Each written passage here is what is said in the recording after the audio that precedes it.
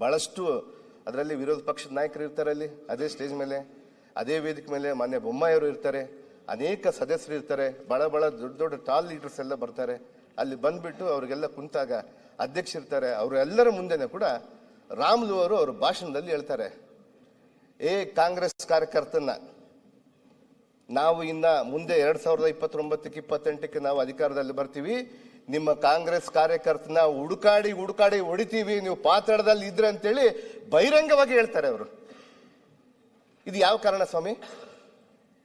ಇನ್ನ ಏನಿಲ್ಲ, ಅವರು ಇನ್ನ ಏನು ಬಂದಿಲ್ಲ. ಅಧಿಕಾರಕ್ಕೆ ಬಂದ ಮೇಲೆ, ಅದು ಜನತಾ ನ್ಯಾಯಾಲಯಕ್ಕೆ ಬಂದ ಮೇಲೆ ಅಧಿಕಾರಕ್ಕೆ ಯಾರು ಕೊಡ್ಬೇಕಂತೇಳಿ ಜನತಾ ನ್ಯಾಯಾಲಯದಲ್ಲಿ ತೀರ್ಮಾನ ಆಗುತ್ತೆ. ಇವತ್ತಿನ್ನ ಏನೂ ಆಗ್ಲಿಲ್ಲ. ಭರತ್ ರೆಡ್ಡಿ, ನಾನು ಭರತ್ ರೆಡ್ಡಿ ಬಗ್ಗೆ ನನ್ಗೇನು ಯಾವುದೇ ಇಲ್ಲ, ಬಟ್ ನಮ್ಮ ಶಾಸಕರವರು, ನಮ್ಮ ಶಾಸಕರನ್ನ ನೀನು ಎಲ್ಲಿದ್ರು ಕೂಡ, ಪಾತಾಳದಲ್ಲಿದ್ರು ಕೂಡ ಹುಡುಕಾಡಿ ಒದ್ದು ಓಡಿಸ್ತೀನಿ ಅಂತ ಹೇಳ್ತಾರೆ. ಇದು ಯಾವ ನ್ಯಾಯ ಸ್ವಾಮಿ? ನಾವು ಯಾವ ಪ್ರಪಂಚದಲ್ಲಿ ಇದೀವಿ ಇವಾಗ? ಕಳೆದ ಬಾರ ಆಗಿತ್ತು ರಿಪಬ್ಲಿಕ್ ಆಫ್ ಬಳ್ಳಾರಿ ಅಂತೇಳಿ, ಮತ್ತೆ ಮಾಡಕ್ ಹೊಂಟೀರಾ? ಅಧಿಕಾರ ಕೊಟ್ಟು ಕೂಡಲೇ ನಿಮ್ಗೆ ಆಯ್ತಾ? ನಮ್ಮ ಮನೆಗಳು ತೂರಿ ನಮ್ಮನ್ನು ಸರ್ವನಾಶ ಮಾಡ್ತೀರಾ? ಮುಗಿಸ್ಲಿ ಅವರು. ಇವತ್ತು ಮಾನ್ಯ ಸದಸ್ಯರೇ,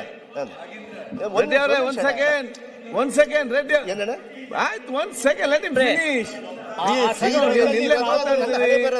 ಒಂದ್ ನಿಮಿಷ ಅಲ್ಲ ಅಂತ ಇಲ್ಲ, ನಾನೇನು ಮಾತಾಡಿಲ್ಲ, ಆರಾಮಾಗಿ ನೀನು ಕೇಳು, ನಿನ್ ಮಾತು ಪ್ರತಿಯೊಂದು ನಾನು ಕೇಳ್ತೀನಿ. ಇಲ್ಲಿ ಆಗಿರುವಂತದ್ದು ಅವತ್ತು ರೆಡ್ಡಿ ರಿಪಬ್ಲಿಕ್ ಅನ್ನುವಂತ ಪದ ಏನ್ ಬಂದಿದೆ, ಇವತ್ತು ಎಲ್ಲಾ ಸಿಬಿಐ ಕೇಸ್ಗಳಲ್ಲಿ ನಾಗೇಂದ್ರ ನಾನು ನಿಮ್ಮ ವೈಯಕ್ತಿಕವಾಗಿ ನಾನು ಹೇಳ್ತಾ ಇಲ್ಲ. ನೀವು ನಮ್ಮ ಸರ್ಕಾರನ, ನನ್ನ ಸರ್ಕಾರನ ಟೀಕೆ ಮಾಡಿದ್ರಿ ನೀವು, ಅದಕ್ಕೆ ನಾನು ಹೇಳ್ತಾ ಇದ್ದೀನಿ. ನಾವು ನಿನ್ನೆ ನಾವು ಮೌನವಾಗಿ ನಾವು ಕೇಳಿದೆ. ಅಲ್ಲ ಅಣ್ಣ, ನಾನು ಜನಾರ್ದನ್ ರೆಡ್ಡಿ ಅವರೇ ಜನಾರ್ದನ್ ರೆಡ್ಡಿ ಅಲ್ಲಿ ಯಾಕೆ ನೋಡ್ತೀರಿ? ಅದೇ ಪ್ರಾಬ್ಲಮ್ ನಿಮ್ಮ ಕೆಲಸ. ನಿಮ್ಮೆಲ್ಲರ ಉದ್ದೇಶ ಏನಿದೆ? ಬಳ್ಳಾರಿಯನ್ನು ಶಾಂತಿ ತಗೊಳ್ಬೇಕಂತಲ್ಲ ನಮ್ಮ ಬೇಡಿಕೆ ಇಷ್ಟ. ಮಾನ್ಯ ಸದಸ್ಯರೇ, ನನಗೆ ಅವತ್ತು ನಾನು ಮಾತಾಡಿದ್ಮೇಲೆ ಮತ್ತೆ ಮಾತಾಡಿ ನೀನು. ಅವತ್ತೇನು ರಿಪಬ್ಲಿಕ್ ಆಫ್ ಬಳ್ಳಾರಿ ಅಲ್ಲ ಅಧ್ಯಕ್ಷರೇ, ಏನಿಲ್ಲ, ನಾನೇನು ಜಾಸ್ತಿ ಇದು ಮಾತಾಡೋಕೆ ಹೋಗಲ್ಲ.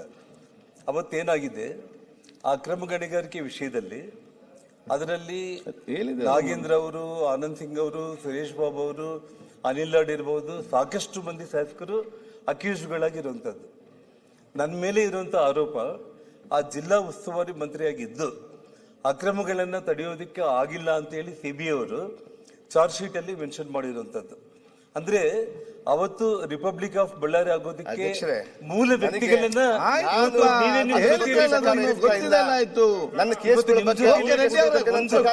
ಎರಡನೇದು ಬೆಳಕಿಗೆ ಚೆಲ್ತಾ ಇದ್ದೀನಿ. ರಾಜ್ಯದ ಜನತೆ ಈ ಸದನದಿಂದ ತಪ್ಪು ಮಾಹಿತಿ. ನಿಮಿಷ ಇದು ಮಾನ್ಯ ಮುಖ್ಯಮಂತ್ರಿ ಅವರು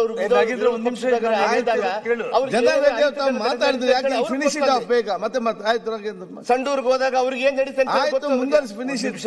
ಅಧ್ಯಕ್ಷರೇ, ಶ್ರೀರಾಮುಲು ಅವರು ಹೇಳಿರೋದು ಸರ್ಕಾರ ಪಾರದರ್ಶಕವಾಗಿ ಇವತ್ತು 3 ಗನ್ಮ್ಯಾನ್ಗಳನ್ನ ಅರೆಸ್ಟ್ ಮಾಡಿದ್ದೀರಿ.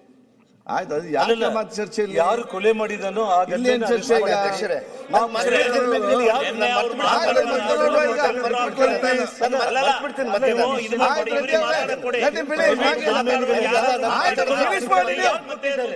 ಮಾತಾಡಿ ಅಲ್ಲ, ಪ್ರೈವೇಟ್ ಗನ್ಮ್ಯಾನ್ಗಳು ಚರ್ಚೆ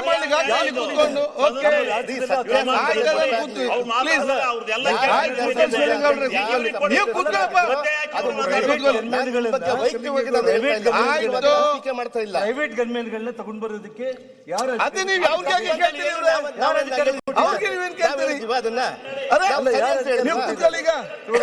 ಕಾಂಗ್ರೆಸ್ ಕಾರ್ಯಕರ್ತ ಕೊಲೆ ಮಾಡಿದ್ದಾನೆ. ಆ ಕೊಲೆ ಮಾಡಿದಾಗ ಆ ಗನ್ಮ್ಯಾನ್ ಯಾರು ಇಟ್ಕೊಂಡಿದ್ದಾರೆ? ಮತ್ತೆ ತನಿಖೆ ಮತ್ತೆ ನೋಡುವ.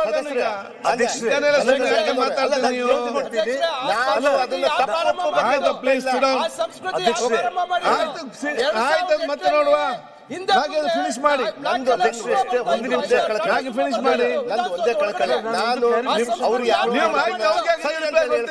ಅಧ್ಯಕ್ಷರೇ, ಒಂದೇ ನಮ್ಮ ಪಕ್ಷದ ಮೇಲೆ ಬೇರೆ ನಿಮ್ಮ ನಮ್ಮ ಮಾತಾಡಿ, ಯಾಕೆ ಸರ್ಕಾರದ ಸುಮ್ಮನೆ ಮೇಲೆ ಮತ್ತೆ ಮತ್ತೆ ಮಾತಾಡ್ತಾರೆ? ಕ್ಲಾರಿಫಿಕೇಶನ್ ಗಂಭೀರವಾದಂತ ಒಂದು ಆಪಾದನೆ ಮಾಡಿದ್ದಾರೆ ಅಧ್ಯಕ್ಷರೇ. ಅವರು ಇಲ್ಲಿ ಇಲ್ಲ. ಇವತ್ತು ಈ ಆ ಸರ್ಕಾರ ಮುಂದಕ್ಕೆ ಹೋಗ್ಲಿ. ಸರ್ಕಾರ. ಅಧ್ಯಕ್ಷರೇ, ಇವತ್ತು ಶ್ರೀರಾಮುಲು ನಮ್ಮ ಇವತ್ತು ಈ ಸರ್ಕಾರ ಯಾರಿಗೂ ಅಲ್ಲ ರಕ್ಷಣೆ ಕೊಡ್ತಾ ಇಲ್ಲ ಪಾತಾಳದಲ್ಲಿದ್ರು ಕೂಡ ಅನ್ನುವಂಥ ಹೂಡಿಕೆ ವಿಚಾರವನ್ನು ಹೇಳ್ತಿದ್ರು ಹೇಳಿದ್ದಾರೆ. ಅಂತ ಹೇಳಿ ಅವರು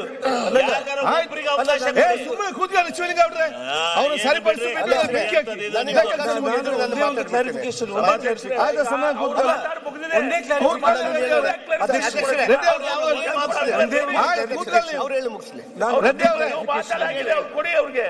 ಅಲ್ಲ ನಾಗೇಂದ್ರ ಅವರು ಅವರು ಇದು ಮಾಡಿದ್ರೆ ನಿಮ್ಮ ಇಲ್ಲಿ ಬೇರೆ. ಯಾರಾಗ್ತಾರೆ ಎಂಎಲ್ಎ ಅಭ್ಯರ್ಥಿ 2028 ಶೀಘ್ರದಲ್ಲೇ. ಪ್ರತಿದಿನ ಒಂದೊಂದು ಕ್ಷೇತ್ರದ ಟಿಕೆಟ್ ಆಕಾಂಕ್ಷಿಗಳ ಸಂಪೂರ್ಣ ಮಾಹಿತಿ ಪೊಲಿಟಿಕಲ್ ಜರ್ನಲಿಸ್ಟ್ KM ಶಿವಕುಮಾರ್ ಅವರಿಂದ. ಕರ್ನಾಟಕದ ನಂಬರ್ 1 ಡಿಜಿಟಲ್ ಮೀಡಿಯಾ ನಿಮ್ಮ ನೆಚ್ಚಿನ ಕರ್ನಾಟಕ ಟಿವಿಯಲ್ಲಿ ಮಾತ್ರ. ನೀವು ಸಣ್ಣ ಆಗ್ಬೇಕಲ್ವಾ? ಅದು ಒಂದು ಉತ್ತಮ ಆಹಾರದಿಂದ ಸಣ್ಣ ಆಗ್ಬೇಕಲ್ವಾ? ಪ್ರತಿದಿನ ನಮ್ಮ ಜೀನಿ ಸ್ಲಿಮ್ ನ ಯೂಸ್ ಮಾಡಿ ಯಾವುದೇ ಸೈಡ್ ಎಫೆಕ್ಟ್ ಇಲ್ದಂಗೆ ನೀವು ಸಣ್ಣ ಆಗ್ತೀರಾ.